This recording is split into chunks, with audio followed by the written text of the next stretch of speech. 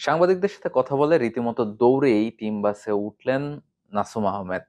সাংবাদিকদের সাথে আজকে তো তার কথা বলতেই হতো, কেননা গতকাল তিনি যেভাবে পারফর্ম করেছেন সেটা একরকম প্রশংসনীয়। তার আগে একটু বাংলাদেশ দলের আপডেটটা ছোট করে দিয়ে দিতে চাই। কেন টিম বাসে উঠছে বাংলাদেশ দল? কারণ টিম বাসে করে বাংলাদেশ দল আসলে এতদিন যে আবুধাবিতে ছিল, আবুধাবিতে ৩টা ম্যাচই বাংলাদেশ খেলে ফেলেছে। এখন আসলে সুপার 4 ইকুয়েশনের জন্য বাংলাদেশ দল ওয়েট করছে। তারা আজকে কিন্তু দুবাইয়ের উদ্দেশ্যে রওনা দিয়েছে এবং দুবাই তারা আজকে গিয়ে সেখানে থাকবে।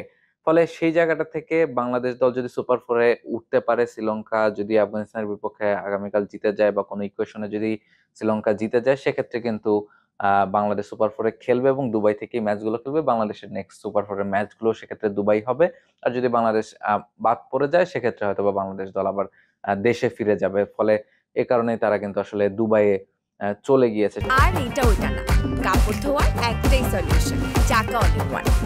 সে কারণে আজকে দুপুর ১২টা বা ১টা নাগাদ ইউএই টাইম, বাংলাদেশ সময় দুপুর ৩টার দিকে কিন্তু তারা আবুধাবি থেকে হোটেল চেক আউট করে তারা দুবাইয়ের উদ্দেশ্যে রওনা দিয়েছে এবং আজকে তারা দুবাই ওয়েট করবে আগামীকালকের ম্যাচটার জন্য। হেড কোচ ফিল সিমন্স বলছিলেন যে তিনি খুবই খুশি দলের পারফরম্যান্সে এবং তিনি আসলে আগামীকালকের জন্য অপেক্ষাটা করছেন যে আগামীকাল শ্রীলঙ্কার বিপক্ষে ম্যাচটার রেজাল্ট বাংলাদেশের পক্ষে আসে কিনা। বাংলাদেশের পক্ষে আসা মানে হচ্ছে শ্রীলঙ্কা যদি জিতে যায়, সেক্ষেত্রে বাংলাদেশ এবং শ্রীলঙ্কা দুটো দল কোয়ালিফাই করছে, আফগানিস্তান বাদ পড়ে যাচ্ছে। ফলে সেটার দিকেই আসলে নজর বাংলাদেশের ক্রিকেটারদের। যদিও নাসুম আহমেদ যে সাংবাদিকদের সাথে কথা বলেছেন, তিনি অবশ্য আহ সেদিকে খুব একটা মনোযোগ দেননি বলেই জানাচ্ছিলেন। তিনি বলছেন যে তারা তাদের কাজটা করেছেন, এখন আফগানিস্তান শ্রীলঙ্কা ম্যাচে কি হবে, যারা ভালো খেলবে তারাই জিতবে বা যেটা আসলে লেখা আছে সেটাই হবে।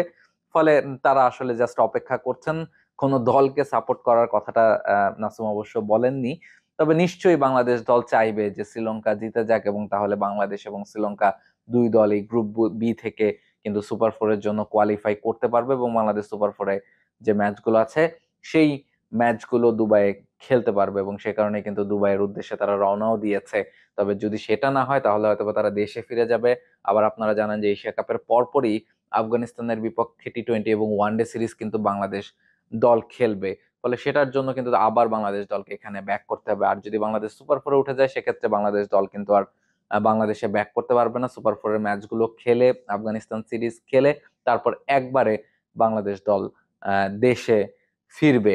ফলে আমাদের আসলে আর একটা দিন অপেক্ষা করা ছাড়া কোনো উপায় নেই। বাংলাদেশের ক্রিকেটাররা যেমন অপেক্ষা করছেন, আপনারাও নিশ্চয়ই অপেক্ষা করছেন এবং অপেক্ষা করতে, করতে বাংলাদেশের খেলা, এশিয়া কাপের সব আপডেট জানতে আপনি নিশ্চয়ই চোখ রাখবেন টি স্পোর্টস এর পর্দায়। আবুধাবি থেকে রাহুল রায়, T Sports. For more updates, subscribe to our YouTube channel and click on the bell icon. Follow us on Facebook and Instagram. Download T-Sports app to enjoy exciting games and highlights. Visit tsports.com.